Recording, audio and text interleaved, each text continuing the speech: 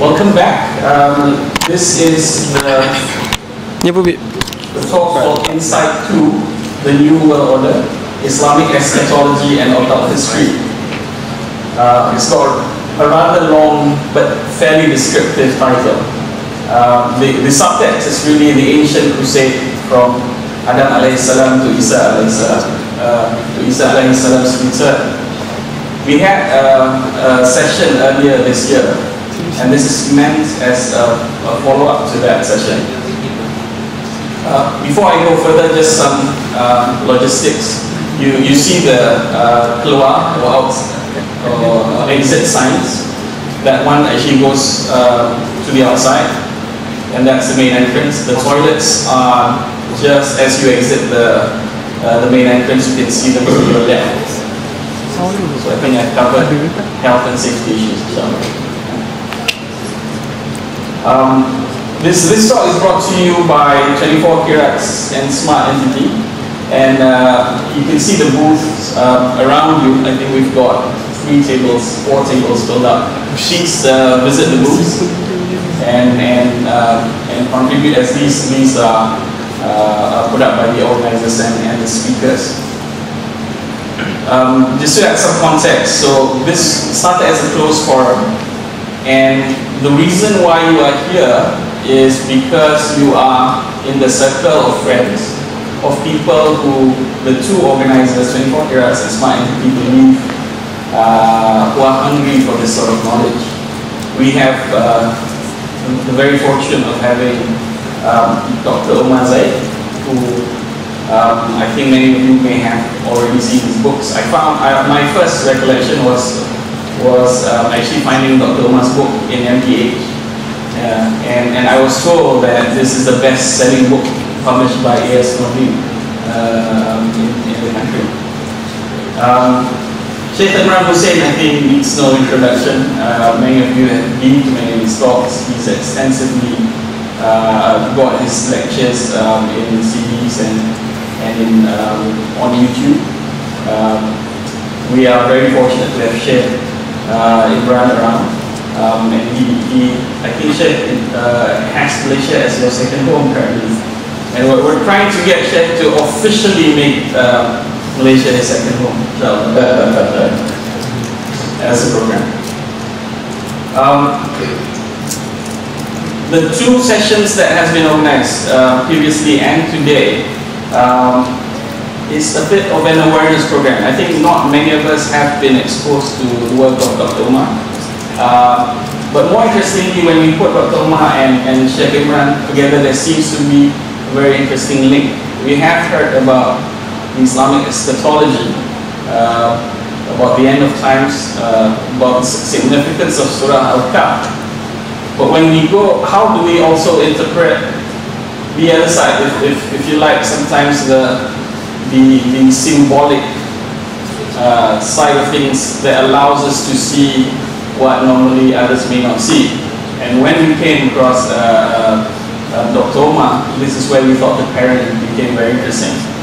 Today will be organized as 3 sessions. Originally what we sent out was 4 sessions. We looked at 3 sessions.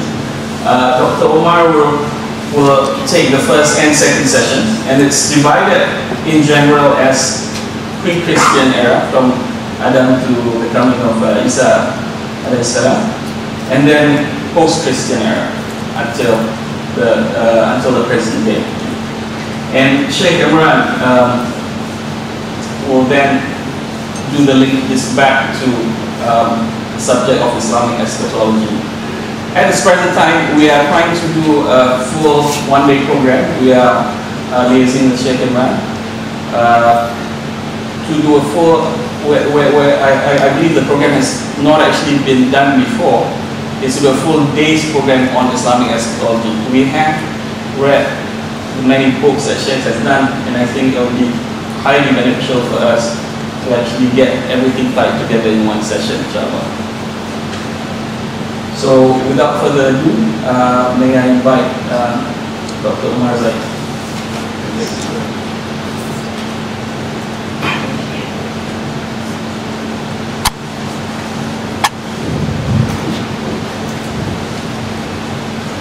Assalamu alaikum wa rahmatullahi wa barakatuh. I testify that there is no God but Allah, and that Muhammad is his messenger.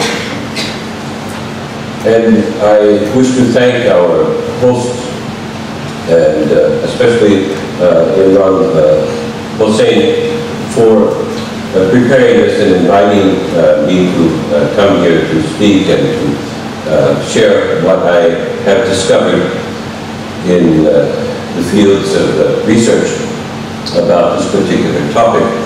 Now, what we're talking about today is the ancient crusade from Prophet Adam to the return of Prophet Isa. This is a long, long period of time. We're talking about 10,000, 12,000 years or more. And I certainly cannot cover that in 2 or 3 hours this morning. But I can give you a bit of a framework. Next slide, please. Okay. There we go. This is a painting done about 80 years ago by Picasso. It's followed the Spanish Civil War, which was the first experiment by the Judeo-Christian Alliance in blitzkrieg warfare. It worked rather well, and this was the result. But what I want to show you here in this painting is that Picasso knew things that I discovered. And I was surprised when I took another look at this painting, because I looked at this painting after I had done my research and after I had written my first book, my first 2 books, Trinity and Iblis. And what I discovered was that Picasso knew what he was talking about very well. If you see on the left-hand side there, you see the Cyclops, which is the symbol of Iblis. It is the symbol also of Ar-Dajjal, the one-eyed one. That's what the Cyclops is. The bull was an ancient symbol used in the ancient mystery religions. Sacrificial. It was a symbol of virility, especially male virility in those particular religions. Picasso had placed them here in this painting. You see there, you have the Cyclops bull, and underneath him you have a Madonna and a child, with a dead child in her arm. This is the so-called mother of Jesus, which is part and parcel of the ancient mystery religions, which have been brought into Christianity. Picasso put it in there, and who do you have there on the ground? You have in the left hand and the right hand certain marks. On the right hand you have the cross. Now, this was not something that was identified with the Christian movement until the day of Constantine.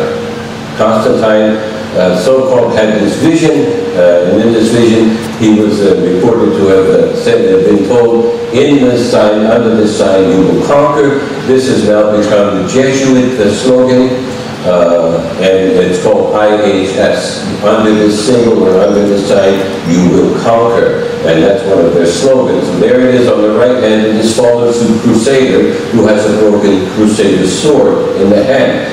Picasso painted this into the picture. In his left hand, if you look at the above, you see there's the pentagram. Now, Picasso had to be very careful in his day what he painted and how he painted it and what he put into the picture. Here he's got another one of the satanic symbols, the pentagram there in the left hand. This represents the left-hand path of Satan, which is the path of the elitist. This is a Satanism that is private. It is only for the initiates. In the right hand, you have a Satanism which is public. That is for the general public. And this is the various forms of religion, false religions, which are used by the left-hand path elitists to manage the public. And when the public gets out of order, they just slaughter them. You see, and when you don't manage yourself very well, if you start to buck against the system, they slaughter you because they're holding the swords, and they've got you holding the sword. So they just point you at each other, and you kill each other, you see, and not them. That's one of their ways in which they do this. And here you have, of course, this light bulb here, but what is that? That is the eye of Horus. That is the ancient sun god, the sun god of Pharaoh. Ammon, Ammon-Ra. That's what it represents. So all of this is in this particular painting, and there's much more in that painting too, but I won't go into that. So we're going to discuss these principles which Picasso put into this painting just before the Second World War, between the wars. Okay, next slide, please. So what we have here is the Catholic action. What is the Catholic action? First of all, Catholic is a word that doesn't mean Christian, but it is a word that means universal. And you have a universal religion here, a universal action, which is basically the action of a sociopath. Cain was the son of Adam, who murdered his brother. And that's what you have this painting here. This is a very good depiction of what actually took place here. A murderer murdering his innocent brother. Why did he murder him? Well, because Allah was pleased with the man who was murdered.